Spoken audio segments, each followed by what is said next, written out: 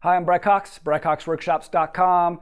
Got a question on creativity, so I was going to mention years ago in my book I wrote, Smart Secrets for the Professional Photographer. I have a section on being more creative, and I relate it a lot to jazz music. And I was a program I would give around the country quite a bit. The thing is, I was giving it to photographers who were technicians, right? They were photographers who really knew photography, but maybe needed a little bit of an oomph on the creative end. Right? And now I'm getting a lot of those questions. Again, I'm getting questions from photographers. Maybe they need more motivation or they feel like a little burned out. You know, photography isn't as fun. It used to be fun, but now it's not fun. And how do they make it fun?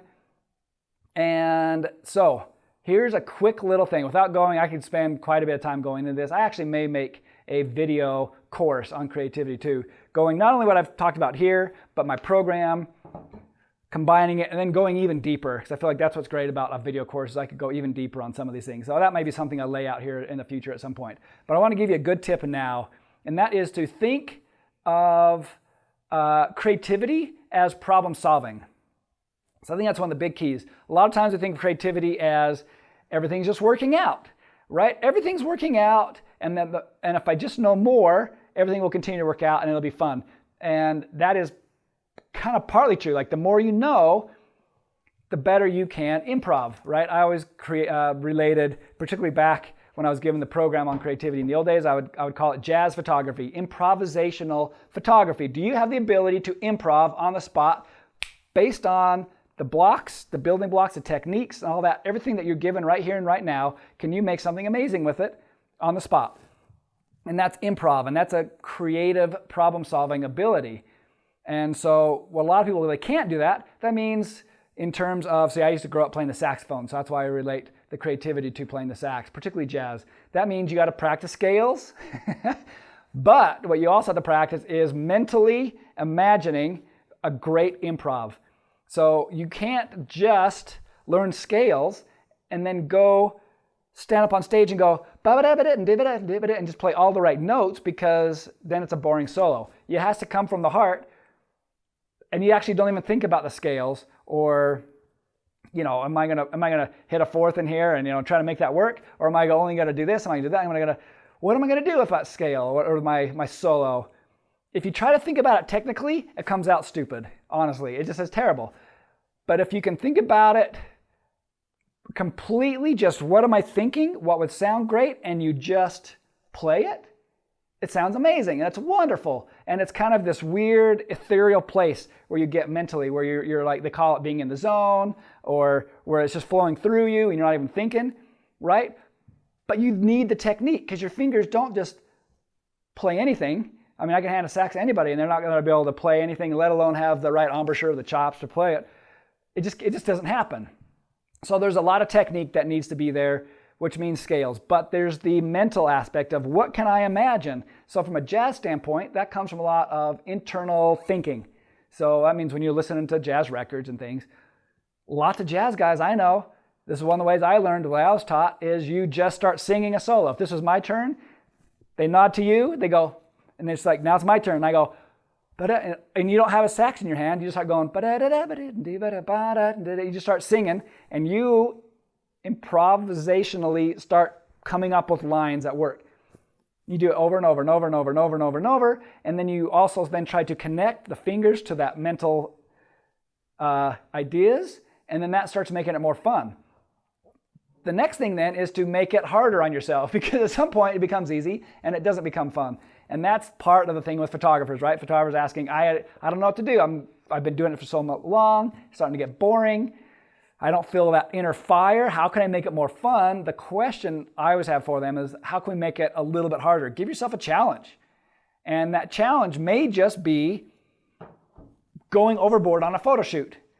Let's shoot all the stuff we need to shoot, and now let's just go overboard and create something even more fun. Let's top what we've done in the next 10 minutes.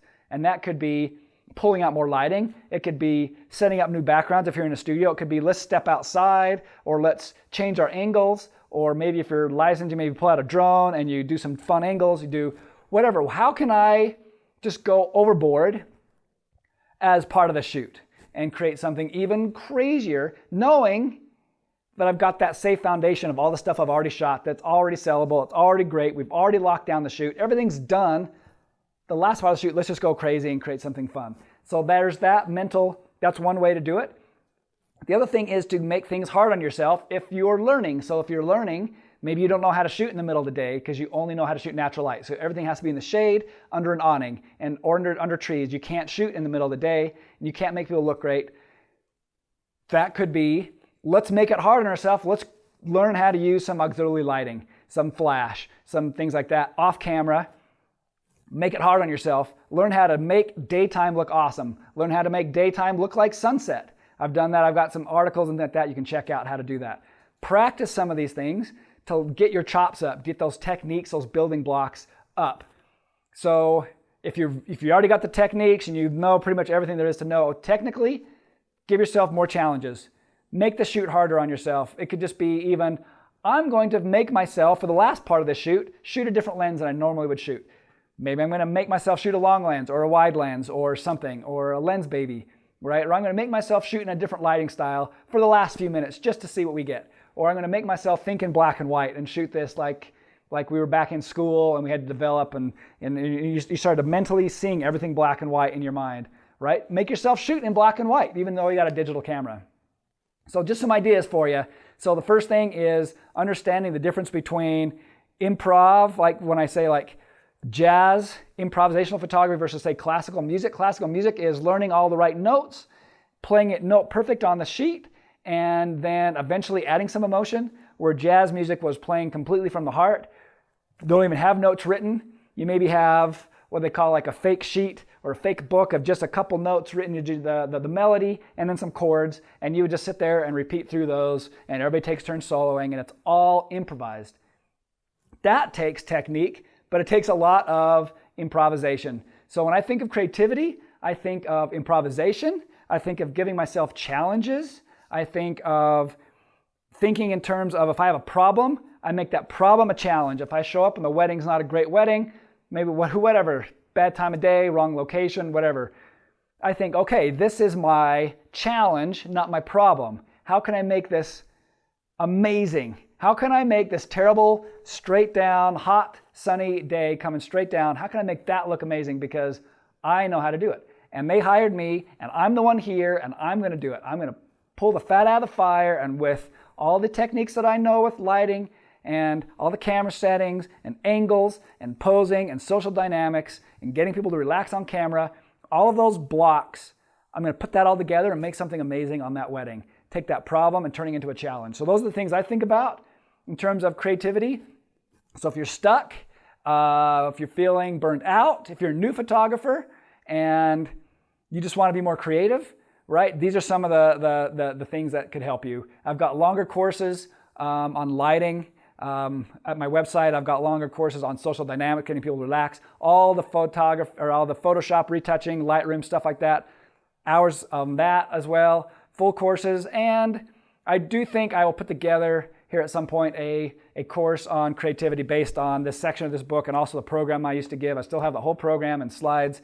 But the nice thing about a video course like this that you can watch is I can dive deeper. So I think I'll put that together in something where I could really dive deep into all those little aspects and more, obviously. So check out all of those courses. Everything's at my website, BryCoxWORKSHOPS, BryCox Workshops. All right, let me know what you think about this video. And until next time, America.